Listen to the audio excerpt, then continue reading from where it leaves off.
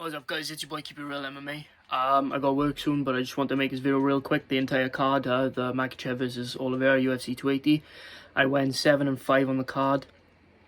I should have gone 8-4 because there was one decision they got wrong, and you know which one they got wrong. Yeah, we all know which one they got wrong. Terrible performance from me on this card. A lot of surprises on the card.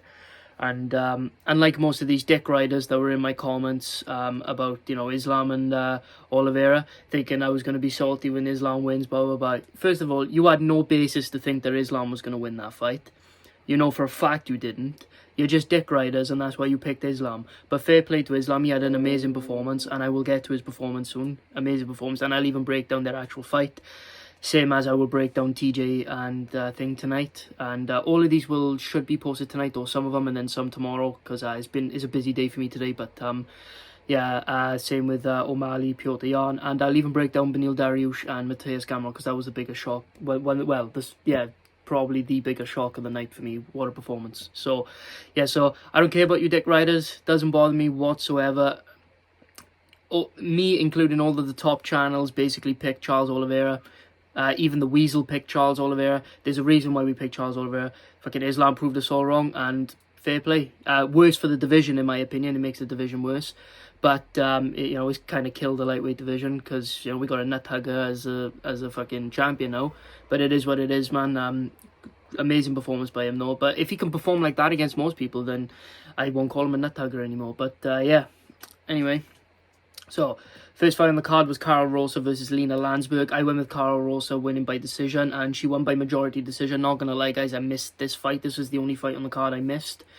I missed because basically I had to go and take people some places in my car, and by the time I got back, this fight had already happened. Apparently, there was something to do with a point taken away, something like that. Like a point was taken away. She wins by majority decision. I said she'd win by 30-27, but she wins by majority. She still gets the decision done. It's good. Fuck this laptop shit. Sorry guys, the PC's much better. Anyway, next fight on the card was Muhammad Makhachev versus Malcolm Gordon. I went with Muhammad Makhachev getting a first round KO, but he ends up getting a third round submission. Good performance by Muhammad Makhachev. He definitely dominated like 95% of the fight, to be honest with you.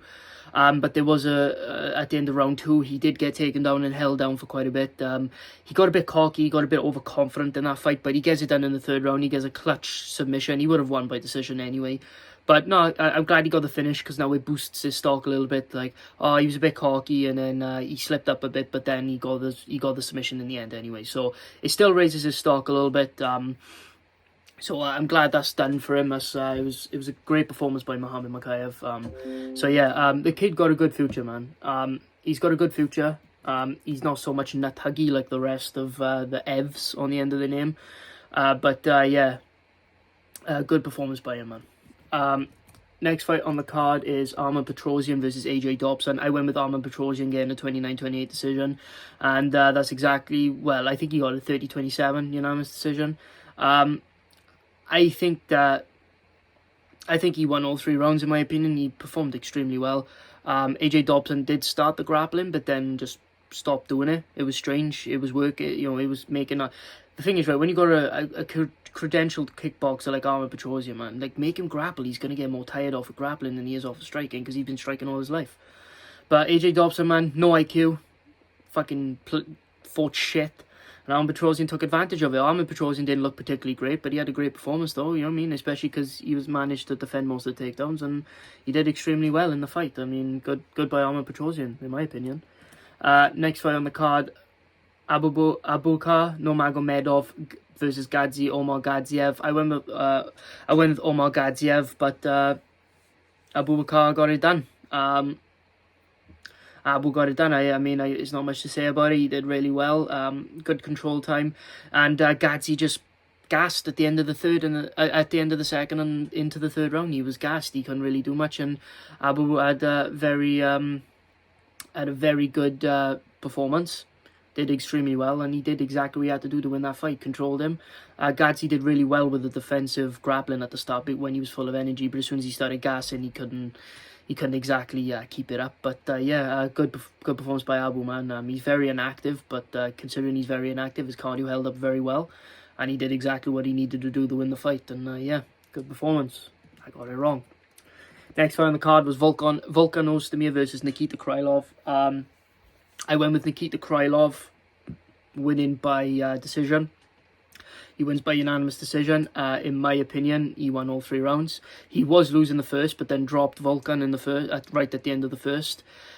Very weird performance from him though. Like, he came in charging in. They were both fucking trading, and Volkan was hurting him a lot. And I was thinking, yeah, this is going to be Volkan's round. But then right at the end, Nikita lands a big shot, drops Volkan. I know Volkan pops right back up, but on the scoring criteria of MMA, because it seems to be none of you, even hardcore fans, can't score a fucking fight. You don't know how to score a fight.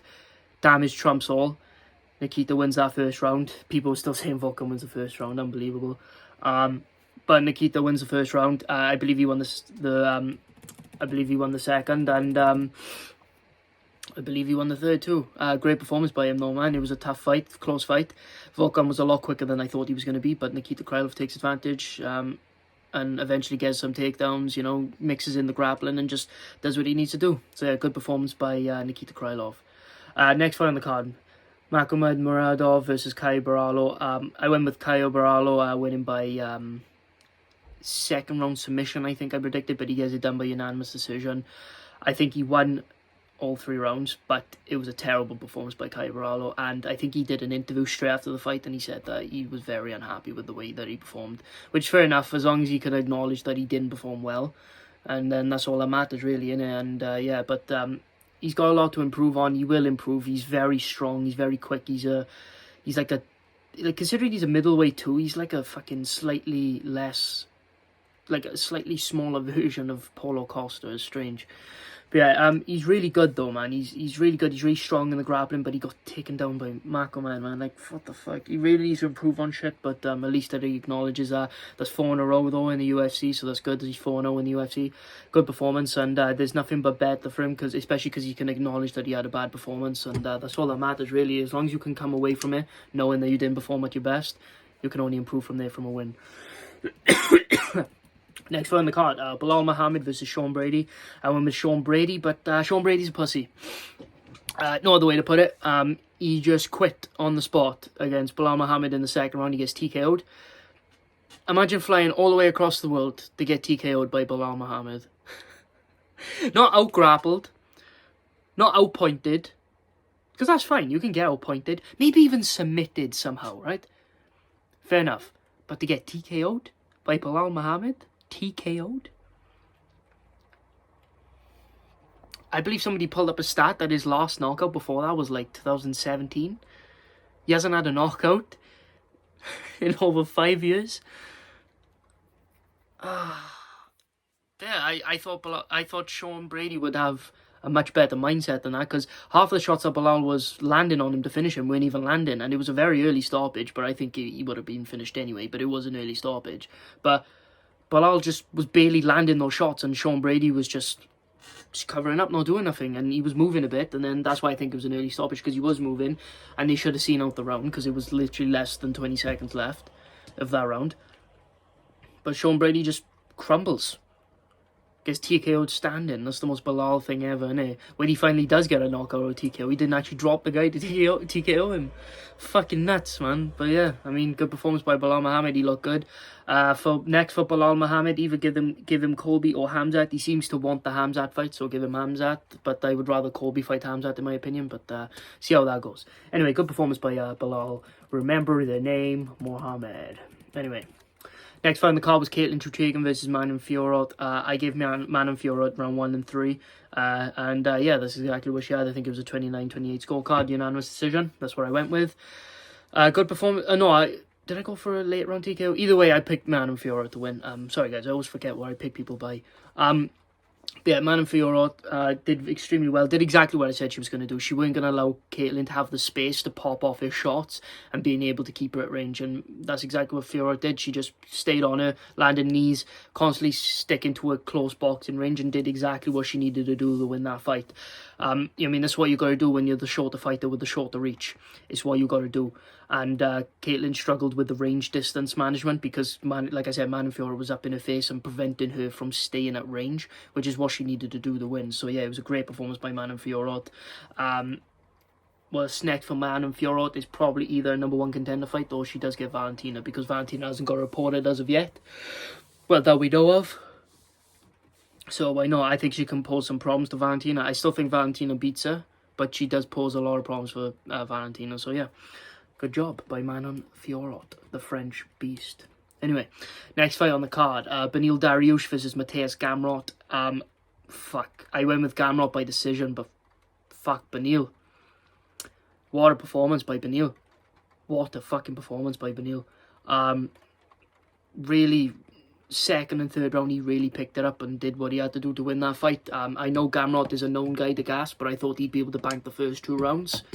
But he banked the first round, so my prediction was going right up until the second round, and Beneil just took over.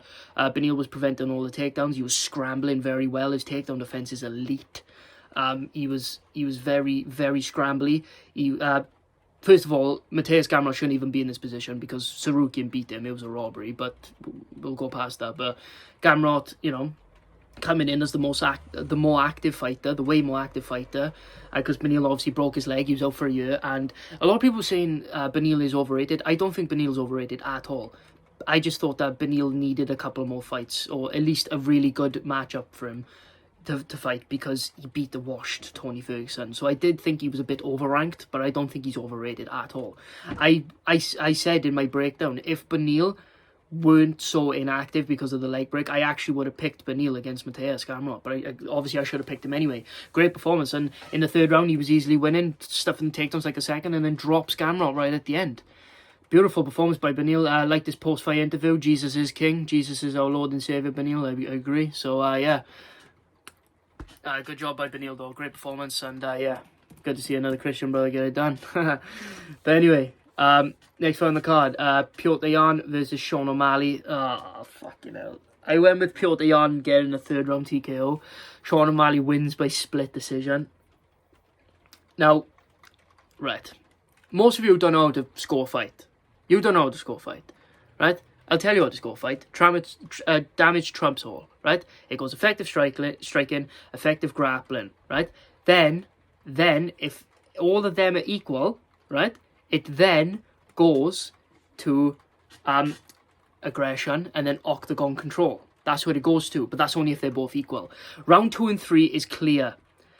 Round 2 clearly went to Yan. Round 3 clearly went to Sean O'Malley. Clearly. Based off the scoring criteria of MMA, Sean O'Malley clearly won round 3. There's no debating. He clearly won round 3 because those 2 knees he landed on Yan not only rocked him, cut him open badly, and he was landing the most significant strikes and the cleaner shots in those rounds. Yan clearly won round 2 because he was landing the most effective strikes and he mixed in his grappling. Now, so what does that mean? It goes down to round 1. Round 1. I've rewatched the fight and I've even watched the Weasel's breakdown on it. And I've done my old calculations. I got my notes over there. I don't need the notes for it now, but I've written down things, and the strikes that were landed and the more cleaner strikes, they were actually even on significant strikes in how clean they landed. They were even on medium strikes, like the Weasel broke down to. They were very even. Yan mixed in a lot of grappling, but the grappling was also even, because even though Sean O'Malley didn't control him for nowhere near as long, Sean O'Malley got his back for 10 seconds. That's got to count for something. He took his back. Now, all of that was even. So, what do we go down to? We go down to aggressiveness, right? And if and based off the scoring criteria, if the aggressiveness is equal, then you go down to octagon control. So now let's look at the aggressiveness. Who is the most aggressive in round 1? It was Petr Yan. Petr Yan was the most aggressive one, so you can't give that a 10-10 round. That's a 10-9 round to Petr Yan. So Petr Yan definitely won round 1 based off of aggressiveness. So Yan won round 1, round 2, and Sean O'Malley won round 3. That's how it should have been scored. I could see why they gave it to O'Malley, but in my opinion, yes, sorry about that. I had to cut the thing. Someone came into my room, but by definition, it is a robbery. Now, fans are right to say that Jan should have won 29-28. Of course, they're right about that, but is a lot closer than what you think it was. But Piotr Jan should have won. Yes, Piotr Jan should have won. I should have gone 8-4 on the card, but I went 7-5 because of this. By definition, is a robbery. Even though it was a very, very close fight. Close fights can still be robberies because there was a clear winner. Because if you know how to score a fight, you go down to the aggressiveness. Jan was clearly the more aggressive guy in round 1. So Jan, by definition, wins round 1, wins round 2. I don't even have to speak it. That's how clear round 2 was for Jan. You don't have to speak on it. And round 3 was so clear for O'Malley. You don't have to speak on it. So, yeah, Jan should have won 29-28. It is what it is, man. They're going to push O'Malley, but now this lowers his stock because fans are fucking retarded and don't know how to score fights. So they're going to be like, oh, O'Malley got a stupid gifted decision, blah, blah, blah. In the moment, you can see why they gave it to Sean O'Malley. Rewatch the fight, and I promise you can see why they gave it to him. But I do agree with you. Jan should have been given the decision. And I am a bit angry about it because I did bet on Jan to win that. But it is what it is. It gets scripted, right? And it is wrong that people forget about it because I'm still pissed off about the Whittaker Adesanya 2 decision. Whittaker clearly won that fight and it pisses me off, but it is what it is. Judges get it wrong all the time. So, something needs to be done about it, and I don't want former fighters judging because they don't know how to score fights either. So something needs to be done. But yeah, it is what it is, isn't it? That's all you can say about it, really. Next fight on the card, Aljamain Sterling. I'll go quick through these because these are going to be more broken down. But Aljamain Sterling, TJ Dillashaw. I went with Sterling. Sterling gets it done in his second round TKO.